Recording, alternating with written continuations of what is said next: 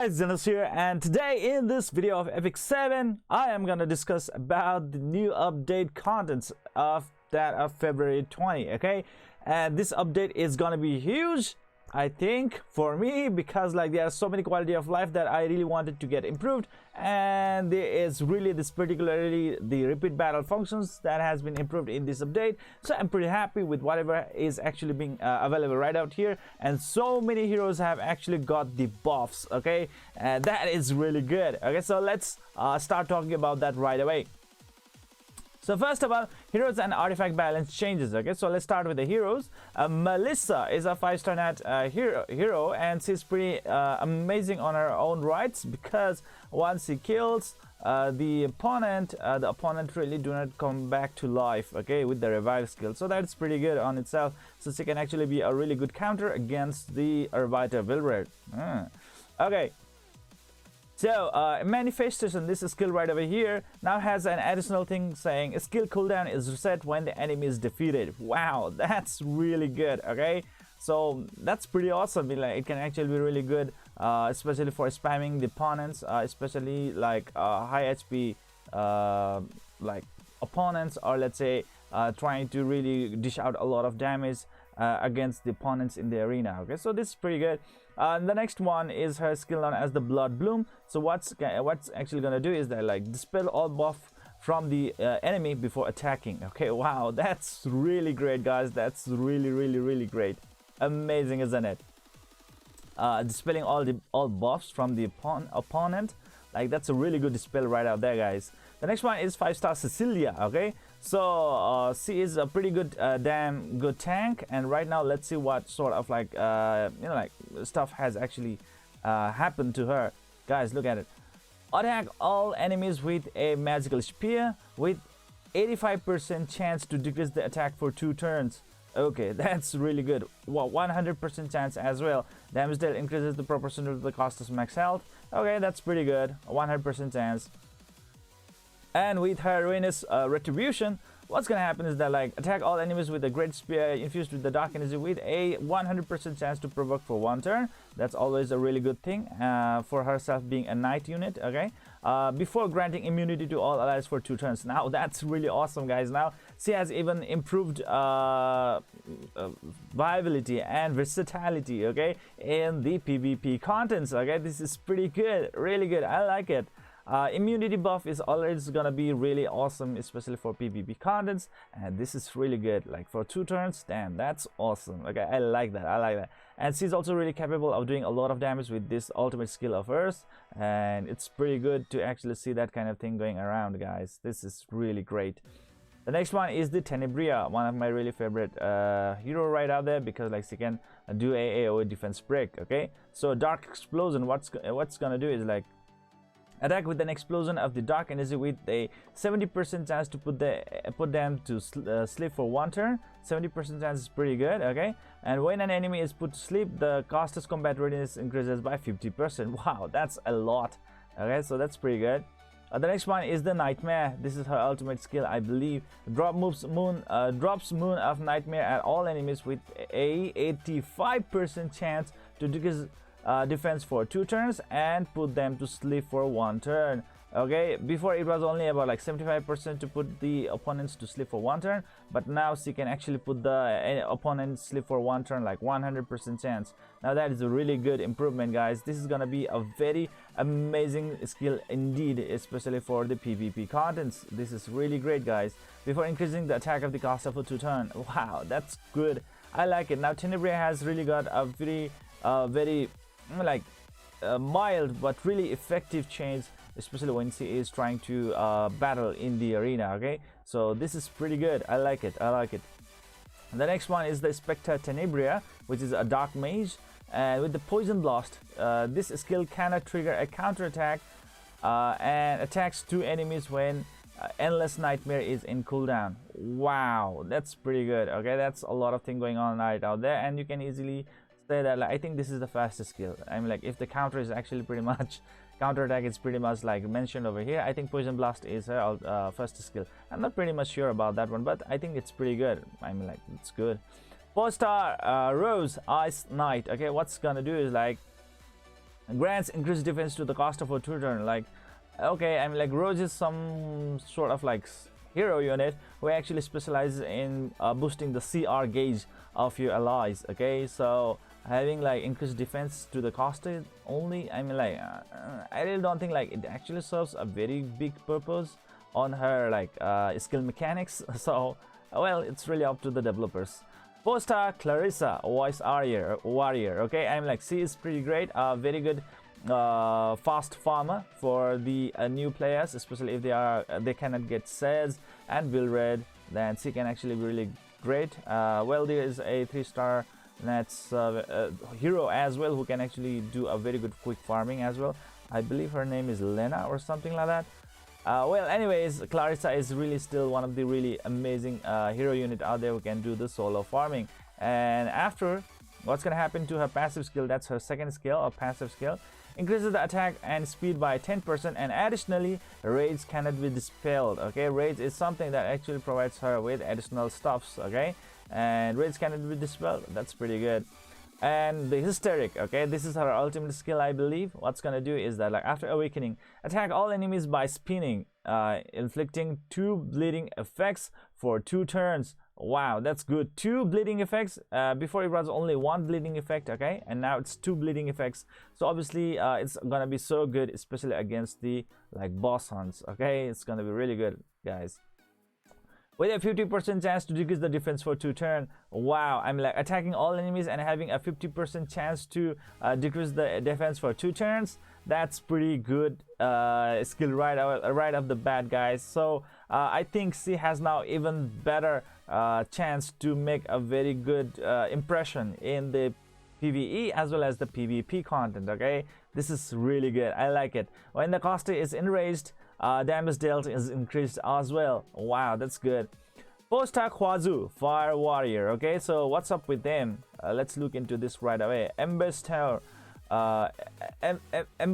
Okay, so after, what's gonna happen is like attack with the fear explosion, making the target unhealable and decreasing defense for 2 turns. Wow, so decreasing defense has been actually added, which is pretty good, but I think it's only a single target nuke, so it still has a little bit of limited viability. Okay, the next one is Fighter Maya. Oh my god, I like her. This is a light knight unit, and the way that she executes her ultimate skill is just too good. I just like it. The way that she actually tosses the opponent way up to the moon. Wow, that's really great. Okay, so strike of provocation. So what's gonna do is that, like, it has a sort of like improved chance to provoke for 1 turn. That is 75% chance to provoke for 1 turn, which is already great. Okay, see, herself being a knight unit, provoke is always gonna be a good thing. And like if she is actually gonna do the soul burn effect, provoke chance will increase by 100%. That is really great.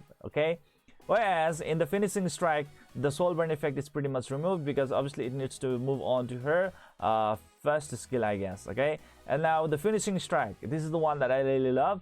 It says grants the caster an extra turn when the enemy is defeated. Wow, yes guys, it actually can deal a massive amount of damage, and if she can actually really kill the opponent, what's gonna happen? She's gonna get the extra turn. That's good. Wow, that's really great.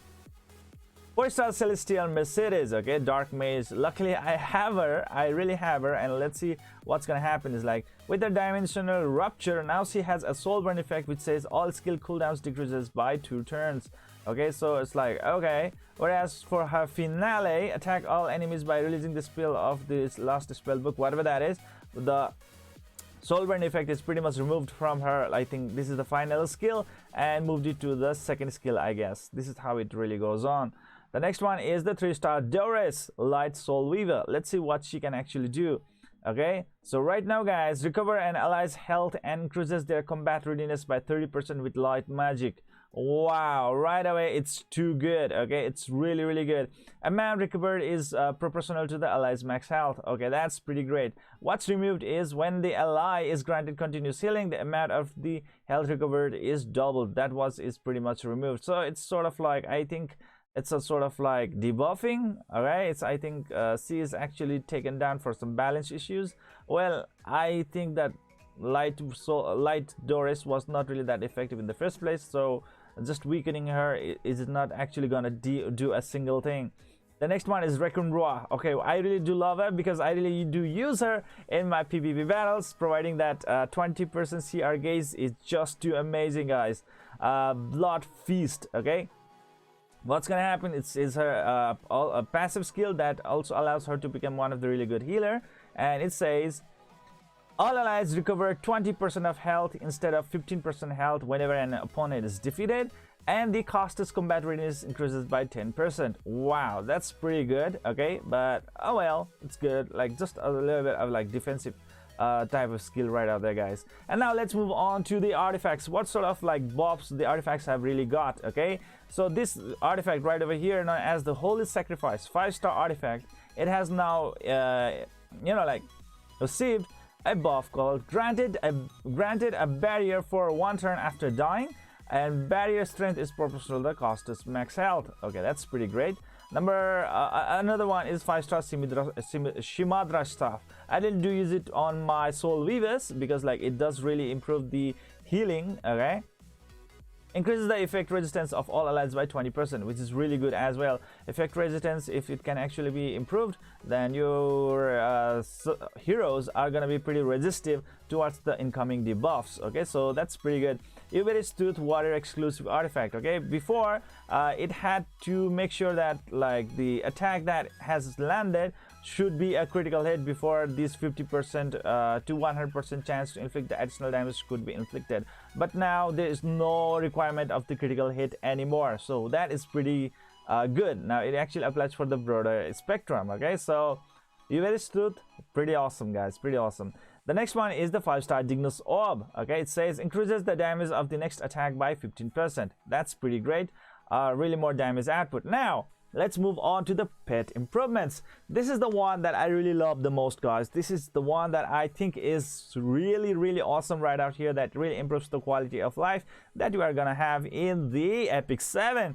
Guys, there's no more need for the homemade snacks. Yes, no more need for that shitty item. Okay, that was really one of the very limiting factor that really was not allowing any of the players to really do the repeat battle over and over again, and now you can actually do a lot of repeat battles without any problem, without needing the homemade snacks. No need to use your currency and no need to really invest like this and there and that, and it's actually gonna be based towards the generation. Okay, so depending upon like what generation your pets really are, or a pet really is, you are gonna get a corresponding times of repeat battle. Okay, first star generation will provide you 5 times of repeat battle, pretty good.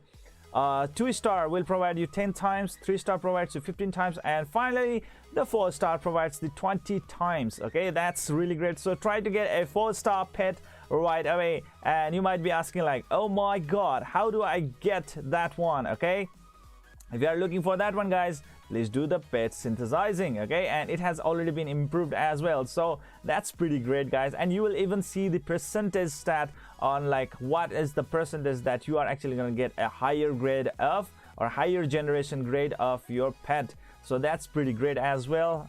That's pretty good, I like it. Okay, you can really do a lot of synthesize and just at least make 1 4th generation pet, okay, in order to enjoy that 20 times repeat battle, which is gonna be so good. I would really love to have that, guys. Okay, Valentine's special pet, oh well, I am not really interested about that one. Another one is special side story bittersweet desert festival week 1 is actually gonna happen pretty soon. The rewards are pretty awesome as well. Okay, so we can actually do that later on, no problem at all for that one. And we are actually gonna get these summon banners of the two heroes. Okay, first one becoming the Lydica and the next one is the Lilibet. Both are really like average type of hero units. I'm not really hyped about this summon banner, and obviously I won't be pulling any one of them. Okay, I will save my sky stones for better options. The next one is new 4-star moonlight hero Tempest Surin. Now this is what I really love about Epic 7, guys. The thing is that like it always tries to balance out even the 4-star net heroes, whereas the other RPG games out there like Aeroflight, they only focus on the 5-star net units, no more focus on the 4-star net units. I really don't know why. They really are trying to actually focus on the pay to play content or something like that. But in Epic 7, guys, it is also really always making a very good effort to provide new 3-star net heroes, 4-star net heroes, and also obviously 5-star net heroes, and try to keep them all in balance. Okay, so this is the one that I think is a very applaudable aspect of Epic 7, which I really love, guys, really love. Okay, Tempest Surin, pretty amazing unit. I like her. Okay, but I really don't think that her skills are really that impressive. First skill, guys, dives at enemy with the chain axe with the 35% chance each to inflict 2 bleeding effects for 2 turns. Like, okay, 35% chance only. Okay. Damage dealt increases proportional to the amount of the caster's lost health. The next one is damage suffered in one attack does not exceed 51% of max health. Okay, which is like a sort of like tanky skill. Okay, but thing is that, like, provided that she's a thief, she should focus more on like damage output rather than going on some sort of like defensive stats, which should actually be a property of a knight class hero. Increases the combat readiness of the caster by 15% when the caster's health is less than 70% when an enemy turn ends. Now this is pretty good. Okay, that's really awesome, guys. Can only be activated once per turn. Pretty good. Attack all enemies with the 60% chance to make them unable to be buffed for 2 turns. Like, okay.